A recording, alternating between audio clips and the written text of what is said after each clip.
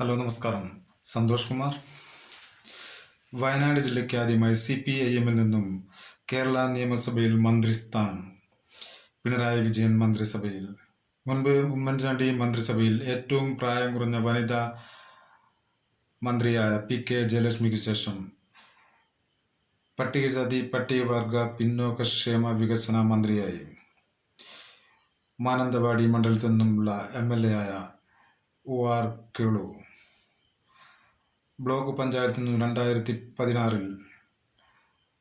Mananthavady MLA ആവുകയും മാനന്തവാടി പഞ്ചായത്തിൽ 10 വർഷം പ്രസിഡന്റായും മാനന്തവാടിയിലെ റോഡുകളുടെ ശോചനീയാവസ്ഥ നവീകരിക്കുകയും ചെയ്ത മന്ത്രി 2 വർഷത്തേക്ക് ലഭിച്ച പദവിയിൽ സന്തോഷമുണ്ടെന്നും കുട്ടികളുടെ ക്ഷേമത്തിനാണ് ഊന്നൽ നൽകുന്നതെന്നും മകൻ മന്ത്രിയായതിൽ സന്തോഷമുണ്ടെന്ന് അച്ഛൻ രാജനും.